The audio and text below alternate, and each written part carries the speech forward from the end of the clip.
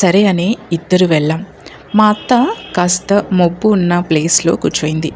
నేను భయమేసి లోపలికి వెళ్ళకుండా బయటే కూర్చున్నాను. నేను లోపలికి వెళ్ళడానికి భయమేసి కాస్త ఎంట్రీలోనే కూర్చున్నామన్నమాట. నేను లేసేసాను. లేచి అత్త కోసం వెయిట్ చేస్తున్నాను. సడన్గా నాకు ఒక నీడ కూర్చున్నట్టు కనిపించింది. నేనేమనుకున్నాను, మా అత్త నీడనే కనిపిస్తోంది అనేసి అనుకున్నా. అయితే నేను చాలాసేపటి నుంచి అబ్జర్వ్ చేస్తున్నా. అంటే ఒక 2 minutes అయి ఉంటుంది.